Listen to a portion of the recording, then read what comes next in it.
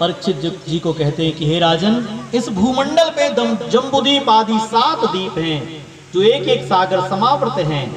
जम्बूद्वीप के कमल कर्णिका की भांति 9 खंड हैं। इलावृत हिम पुरुष रम्य हनीमन केतुमाल हरिवर्ष उत्तर कुरु भद्रस्व अजनाब खंड। इस प्रकार के 9 खंड हैं। 9 खंडों में भगवान का एक खंड में ही वास है महाराज। अजनाब खंड में ही भगवान का नित्य वास है। अजनाब खंड यानी भारतवर्ष। भारत का पुराना नाम अजनाब खंड था। इस खंड में भगवान का नित्य वास है। भगवान हर जगह वास करते हैं।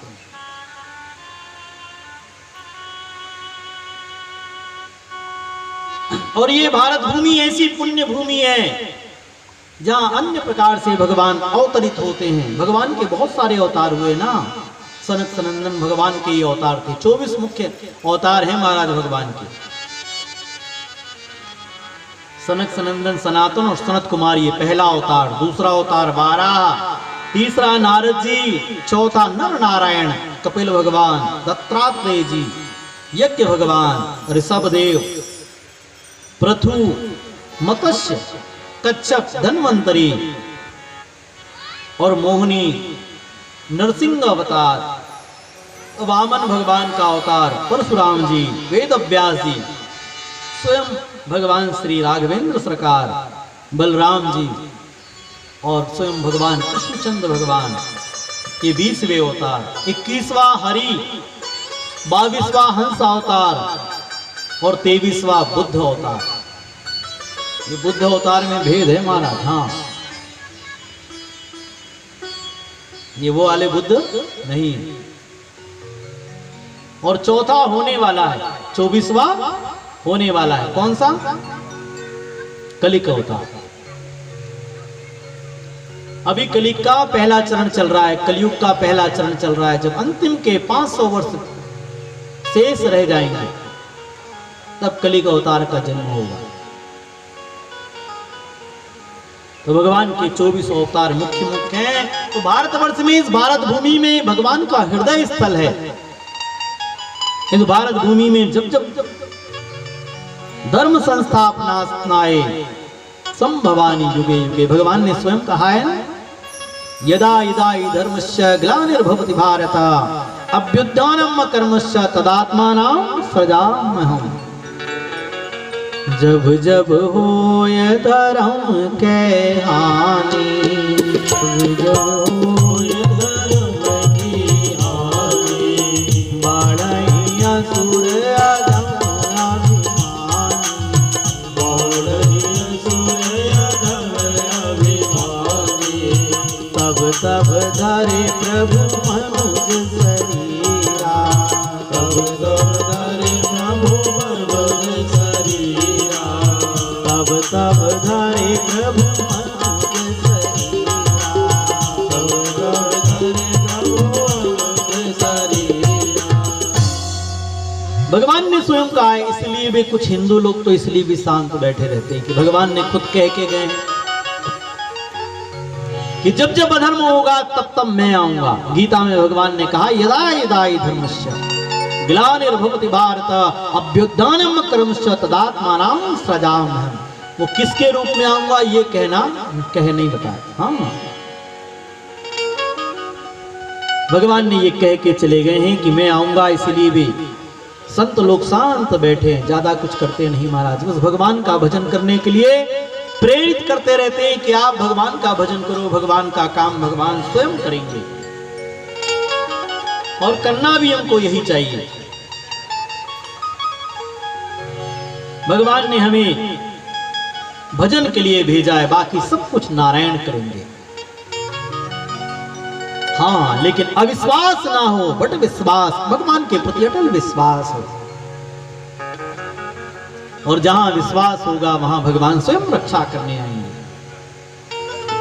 नरकों का वर्णन बताया महाराज। यहां गरुड़ पुराण में जो नरकों का वर्णन दिया है, यहां उसके बारे में भी बताया। पृथ्वी से 99,000 योजन नीचे, परीक्षित यमराज की यमपुरी है, जिसमें तामिश्र, अंध तामिश्र, रौरव, महारौरव, कुंभिपाक, कालसूत्र, असीपयन, सुकरमुख, अंधकूप, कृमिभोज, संदर्भ, तृप्त, ब्रजकंठी, साल्यमली, वैतरणी, प्रयोग, प्राणरोधव, इस प्रकार के अनेकानेक नरकों का वर्णन किया महाराज। और इसके दंड के बारे में बताया कि जो प्राणी जैसे दंड करता है उसे वैसे वैसे सजा मिलती है। जो प्राणी पर संपदा का हरण करता है, पर स्त्री का हरण कर लेता है, बच्चों का हरण कर लेता है, यमदूत उसे ताम्रिस नरक में ले जाकर पटक देते हैं और अनेक प्रकार से दंड देते हैं। नरकों का वर्णन बताया तो नरकों का जैसी वर्णन सुना राजा परीक्षित ने, तो राजा परीक्षित तो कांपने लगे पीपल के पत्ते की तरह। महाराज डर गए, कितना भयंकर नरक। हम तो ऐसे ही पाप कर लेते हैं महाराज, ऐसी किसी को ताना मार देते हैं, ऐसी किसी के ऊपर उंगली उठा देते हैं। किसी से पाप हुआ हो या ना हुआ हो, हम जबरदस्ती उसे थोप देते हैं कि ये ठीक नहीं है। हाँ, डर के मारे कांपने लगे। बोले भगवान, हे सुखदेव जी, मुझे बड़ा डर लग रहा है। सुखदेव जी ने हंसकर कहा कि भैया, इसमें डरने की कोई बात नहीं है। भगवान ने नरकों जीवों के लिए बनाया, लेकिन ये कल्याणकारी है, इसमें इतना डरने की कोई बात नहीं है।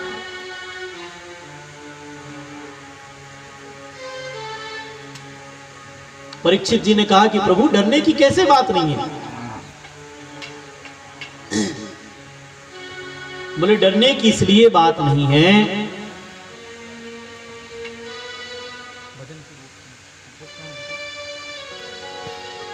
बोले डरने की इसलिए बात नहीं है कि भगवान ने इतना सुंदर ये चोला बनाया है, इतने सुंदर वस्त्र बनाए हैं, तो इसको धोने के लिए एक धोबी घाट भी तो बनाया है।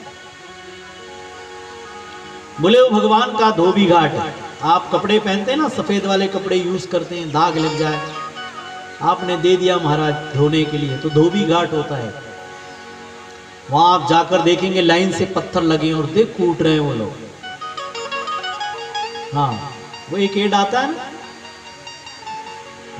दाग ढूंढते रह जाओगे। तो बोले नरक भी एक ऐसा धोबी घाट है जहां दाग ढूंढते रह जाओगे, पूरा साफ कर देते हैं भगवान।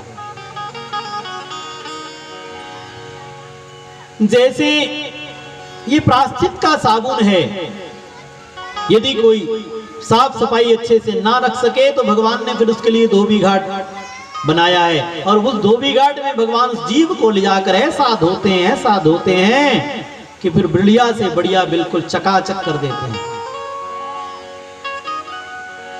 और परीक्षित जी बोले कि प्रभु, यदि हम चाहें कि हम यहीं पर धोबी घाट हमको जाना ना पड़े और हम यहीं पर चकाचक अपने कपड़े को कर लें, तो ऐसे कोई साबुन हो तो नाम बता दो। हाँ, तो इस चोले को साफ करने का भी एक साबुन है महाराज।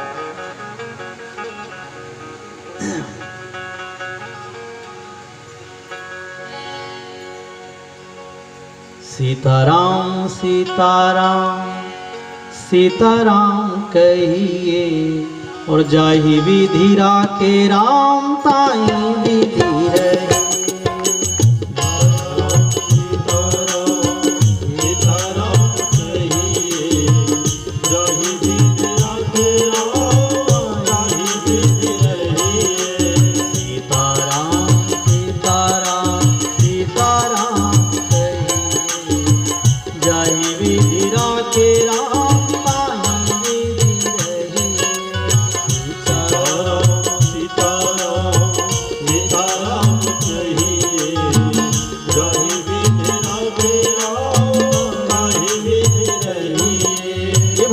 साबुन है मारा, जो जपेगा तो साफ होगा, नहीं तो फिर धोबी घाट जाना पड़ेगा। इसलिए सब लोग बोलो सीताराम सीताराम सीताराम कहिए, जाहि विधि राखे राम ताई विधि रहे।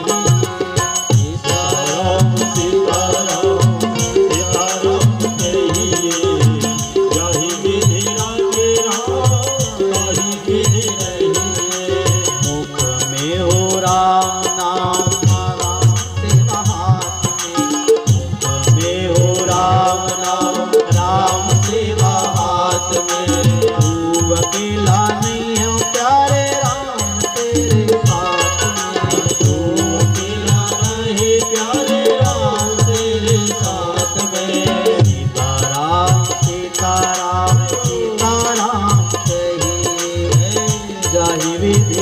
राखे राम ताहि वेद रही।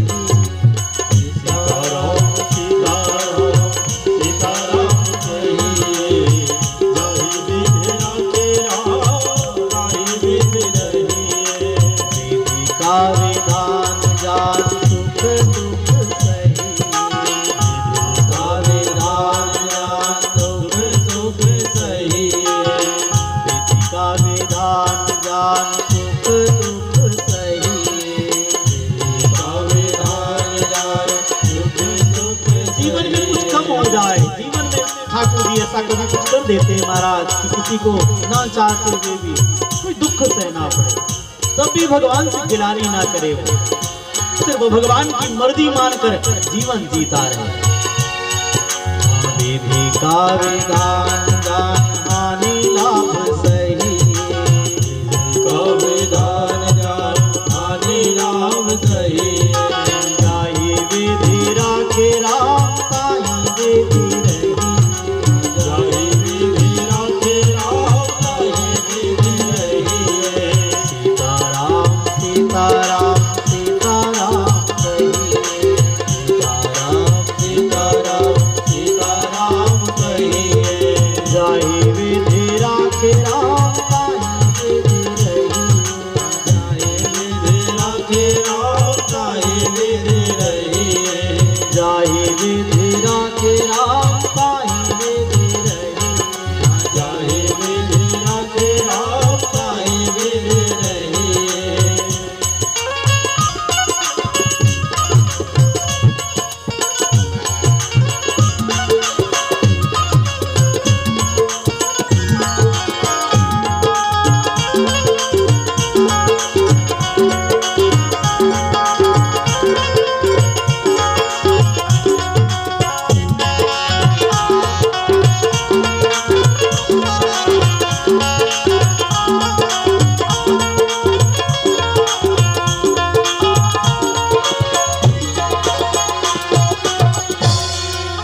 ये भगवान, ऐसे भगवान का भजन करते हुए भगवान को सर्वस्व अर्पण कर दे महाराज। और जब आप अर्पण कर देंगे और भगवान नारायण के हो जाएंगे तो समस्त आपके क्लेश भी दूर हो जाएंगे। ये जीवन का मूल है। भजन करता हुआ व्यक्ति पाप से नहीं बंधता, पाप से मुक्त हो जाता है। परीक्षित जी कहते हैं कि हे राजन, भगवान नाम का एक सुंदर ऐसा साबुन है जिसे बिल्कुल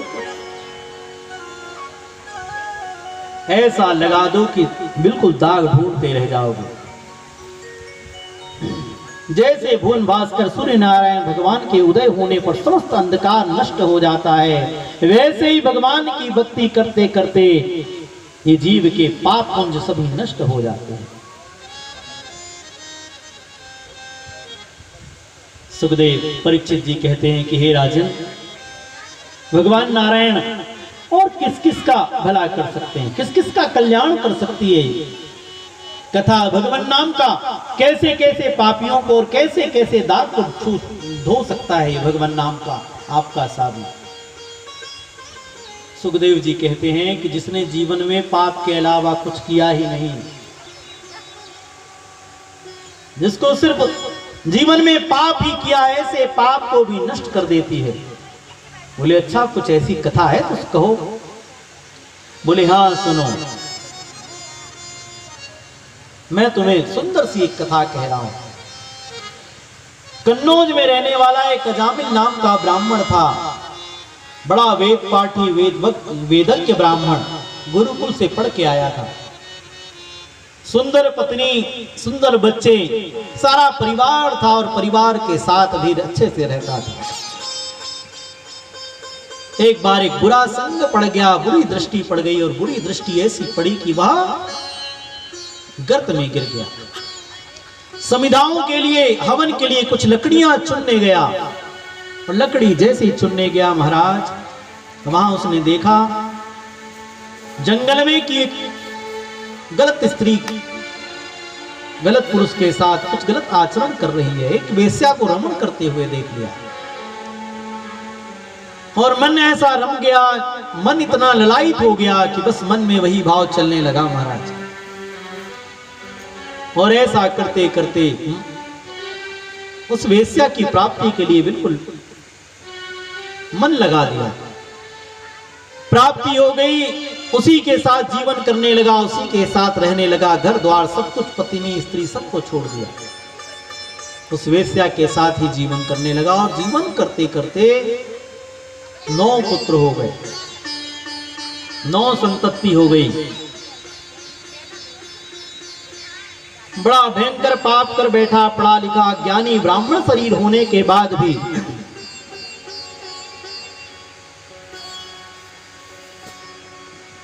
अंतिम 10वां पुत्र गर्भ में था उस वेश्या के। और अचानक कुछ साधु संत लोग आए, लेकिन ब्राह्मण शरीर होने के कारण एक कार्य करता था, साधु संतों का मान सम्मान किया करता था बस। कुछ साधु लोग आए, साधु लोगों के घर, उसके घर भोजन रखा, भोजन करवाया, रोका सब संतों। उसमें से एक संत ने कहा कि अजामिल, तुम हमारी भक्ति बड़ी करते हो, लेकिन हमने तुम्हारे बारे में सुना तो बड़ा दुख लगा कि तुम ठीक कार्य नहीं किए, तुमने अपने जीवन में अकल्याण कर लिया।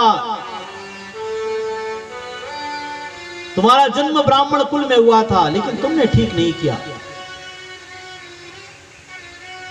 अब हमारा एक कहना मान लो और हमारा एक वचन को यदि तुम रख लो तो हम बड़े प्रसन्न होंगे।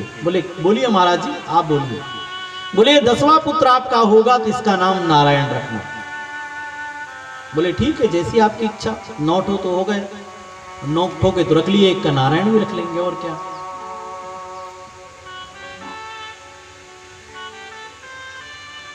तो बस नारायण नाम रख लिया हमारा। माता पिता का भी उद्धार हो जाता है महाराज भगवान के नाम रखने से। लेकिन अब ऐसे कोई नाम रखता नहीं, अब तो पप्पू चक्कू, हाँ फलाना ढिकाना, नाम इतना उटपटांग होता है कि पता ही नहीं, कुछ अर्थ का ही पता नहीं होता। नहीं, यहां सभी के नाम अच्छे हैं, यहां तो भगवान के नाम से जुड़े हुए हैं सबके नाम। लेकिन बच्चों का नाम वैदिक परंपराओं से होना चाहिए महाराज। बच्चे आपके कुछ समय के लिए जरूर हैं, लेकिन वो जीव आपका बेटा बन के नहीं आया है, आपकी बिटिया बन के नहीं आई है, वो अपने जीवन का प्रारब्ध को भोगने के लिए जन्म हुआ है। उसका एक ही उद्देश्य है कि ईश्वर की प्राप्ति। संसार में रहते हुए भी, संसार में जीते हुए भी, शिक्षा दीक्षा सब कुछ करते हुए भी भगवत भक्त हो। हाँ,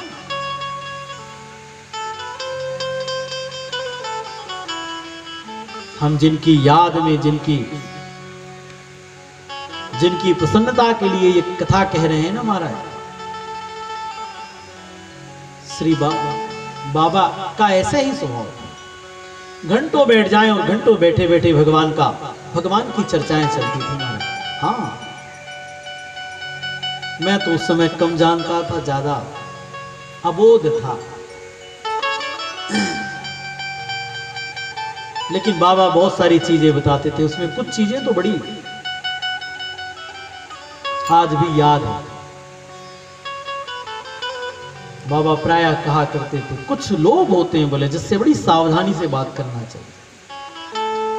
एक पैर सामने रखो बोले, एक पैर पीछे रखो, पता नहीं कब इतना धोखेबाज होता है बोले।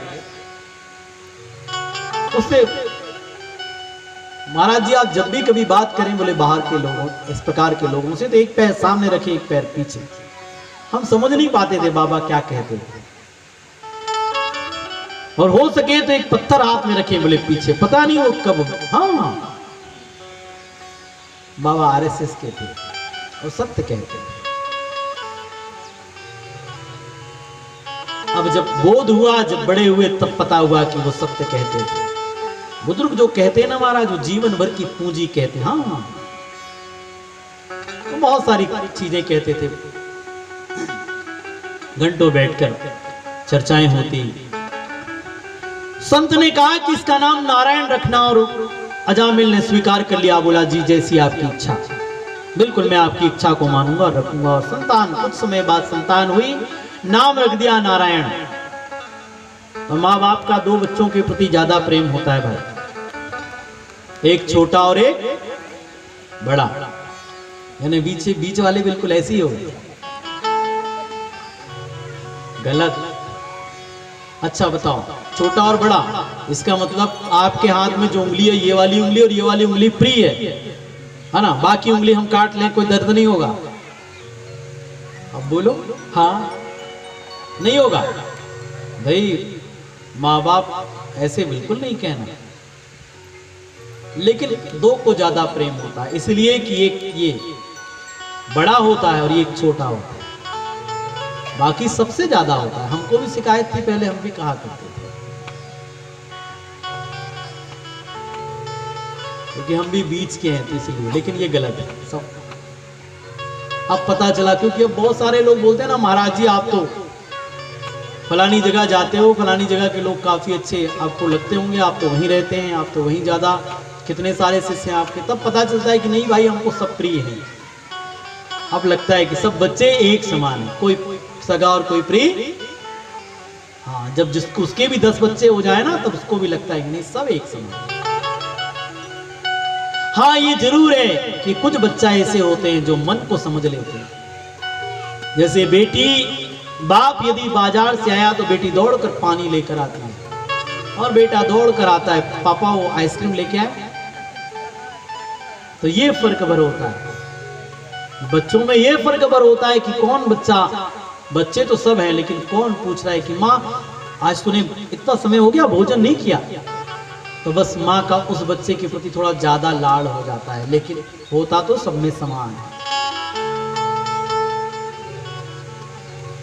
तो छोटे बेटे के प्रति ज्यादा लाड़ था, छोटा था महाराज। अब 10 बच्चे हो गए, उम्र देखो कितनी हो गई होगी। अब 10 बच्चे में सबसे छोटे वाले छोटा छोटा होगा तो लाड़का भी होगा, उसके कुछ अर्थ दूसरे भी हैं। अब सबसे ज्यादा उसके प्रति प्रेम था। जब भी कभी एक ही नाम आता, बेटा नारायण, किसी भी चीज के लिए नारायण नारायण, है ना। घर में किसी बड़े को भी बुलाना हो ना, तो जो छोटे बच्चे रहते हैं उन्हीं का नाम लेता है। पत्नी को भी बुलाना हो तो पता चला छोटा बेटा, उसका नाम पुकारो तो वो बेटा यदि घर में नहीं भी है तो पता है कि श्रीमती आ जाएगी। वो 24 घंटे सतत जब भी इच्छा हो तब नारायण, बेटा ये कर लो, बेटा वो कर लो, ऐसे करते करते महाराज अब अंतिम समय आ गया। अंतिम समय आ गया महाराज, और अंतिम समय में जिसने जो किया होता है वही परिणाम सामने आता है। सारे यम के दूत भयंकर रूप धारण करके आने लगे महाराज। अच्छा एक बात बताओ, कोई गरम लोहे को, गरम प्रेस को आंख बंद करके छुए तो गरम लगेगी कि नहीं? और वो लाल दिख रहा है प्रेस, और आप उसको छुओ तो गरम लगेगी कि नहीं? अंगार को धोखे से छुओ तो गरम लगेगी, और जानबूझ के छुओ तो लगेगी ना। वैसे ही भगवान नाम है महाराज, धोखे से लो या राम नाम सब कोई कहे, ठग ठाकुर अरु चोर, बिना प्रेम रीझत नहीं, तुलसी नंद किशोर। भाव कुभाव अनख आलसू, और नाम जपत मंगल दिस। कुभाव से भगवान का नाम लो या भाव से लो, भगवान का नाम प्रभाव करता है। जानबूझ कर लो या धोखे से लो, भगवान का नाम बिल्कुल प्रभाव करता है महाराज। तो आज जीवन भर नारायण नारायण पुकारता तो अपने पुत्र का नाम था, लेकिन भगवान नाम तो जप तो हो जाता है। कहां कहूं लगी नाम बड़ाई, नाम की इतनी महिमा है महाराज की बाबा तुलसीदास जी कहते हैं कि नाम की मैं बड़ाई कह नहीं सकता। राम जी ने तो गिनती के लोगों को तारा, और राम ने ना जाने कितनों को तार दिया, असंख्यों को तार दिया। एक बार सेतु बांध का काम चल रहा था, हनुमान जी सब पत्थरों में राम राम लिखकर छोड़ते जा रहे थे, और वो बिल्कुल तैर रहे थे। भगवान ने सोचा कि ये मेरा नाम लिखकर ये पत्थर तैर रहे हैं, तो मैं जिसको हाथ से पकड़ के छोड़ूंगा तो ये तो शायद हवा में रहेगा। भगवान ने इसे उठाया और छोड़ दिया। वो पत्थर बिल्कुल नीचे गया, पाताल, फिर ऊपर आया, फिर नीचे गया। 10 बार ऐसे देखा राम जी ने। अरे बोले ये लोग मेरा नाम लिख रहे हैं, और ये पत्थर तैर रहे हैं और मैंने जो तो डूब रहा है, ऊपर जा रहा है। भगवान इसे देख रहे थे। हनुमान जी ने देखा, बोले प्रभु आप क्या देख रहे हैं? बोले ये पत्थर को मैंने छोड़ा, तुम लोग मेरा नाम लिख कर डाल रहे हो, तो वो तैर रहे हैं और हमने अपने हाथ से छोड़ा तो ये नीचे जा रहा है, फिर आकर ऊपर जा रहा है, ये क्या हो रहा है? बोले हनुमान जी चरणों में प्रणाम किया, बोला प्रभु आप उसको पकड़ो। बोले क्यों? तुम हमारा नाम लिख कर डाल रहे हो। बोले प्रभु आपने उसको छोड़ दिया तो ना पाताल रख रहा है, ना पृथ्वी रख रही, ना पाताल रख रहा है, ना भू भुव स्व मह जनः तपस् सत्यम, सातों लोकों में कोई उसको स्थान नहीं देख रहा है। प्रभु जिसको आपने छोड़ दिया उसको पकड़ेगा कौन, रखेगा कौन? भगवान ने कहा अच्छा ऐसा है, हाँ। फिर भगवान ने उसको पकड़ा। बोले भाई, बोले प्रभु आप किसी को छोड़ो मत, आप सबको पकड़ के रखो। तो भगवान नाम का इतना सरल साधन है महाराज, और फिर भी जीव यदि मुक्ति नहीं करता तो बाबा जी कहते हैं कि क्या इससे मतिमंद कौन होगा। भगवान ये नहीं मांगते कि तू अपने थाली का खाना दे दे, बस भगवान का नाम जप करते रहे अपने। भगवान ये भी नहीं कहते कि तू कपट छोड़कर भगवान का भजन कर, तू भगवान का भजन कर, मेरे मंत्र में इतनी ताकत है कि तेरे अंदर से कपट निकाल देगा। फिर भी जीव भजता। हाँ,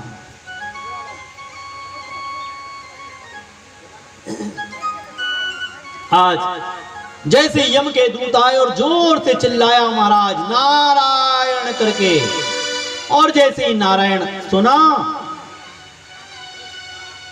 भगवान ने जैसे ही नारायण सुना महाराज तो अपनी पीतांबरी छोड़ दी और भगवान दौड़ पड़े और भगवान आकर खड़े हो गए।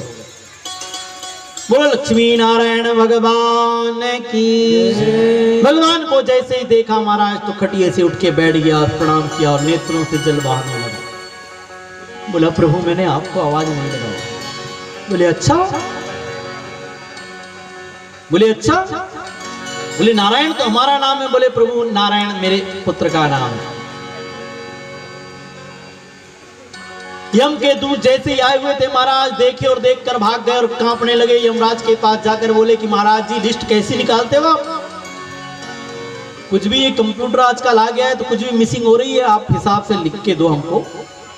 बोले क्यों? बोले वो नारायण का नाम जप रहा है और आपने हमको पहुंचा दिया, हम चले गए भयंकर रूप धारण करके, किसको कलयुग में नरक में लेके जाना है। बोले हाँ हमने अच्छे से देखा, वो पापी है, बहुत पापी है। बोले प्रभु क्या पापी है? स्वयं साक्षात चतुर्भुजी नारायण उसके पास खड़े हैं। बोले प्रभु हमें आपकी नौकरी वोकरी छोड़ देंगे, हम नहीं करेंगे।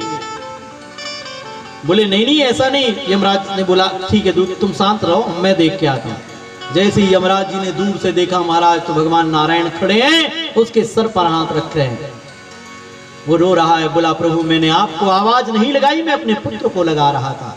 भगवान ने कहा नालायक, नाम तो मेरा ही नारायण है, मेरे नारायण तो सिर्फ मैं हूं। भगवान के चरणों में गिरा, बोला प्रभु क्षमा करें, आज क्या नहीं मिला। सन्मुख होई जीव मोहि जबाही, सन्मुख होई जीव मोहि जबाही, जन्म कोटि अगना सही सबाही, जन्म कोटि अगना सही सबाही, सन्मुख होई जीव मोहि जबाही, सन्मुख होई जीव मोहि जबाही, सन्मुख होई जीव मोहि जबाही, सन्मुख होई जीव मोहि जबाही। आज भगवान नारायण जब उसके सामने खड़े हो गए तो वो पापी रहा महाराज। भगवान कहते हैं कि जो मेरे सन्मुख आ जाता है उसके समस्त पाप नष्ट हो जाते हैं।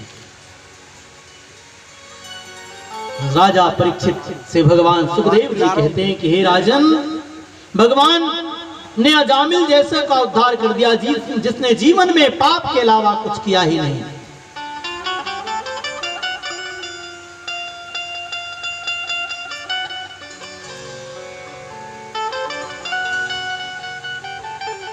इसके बाद राजा भरतवंशियों का वर्णन है, वृतांत है, गंगा अवतरण की कथा है। इस वंश का तो इतना लंबा चौड़ा वर्णन है।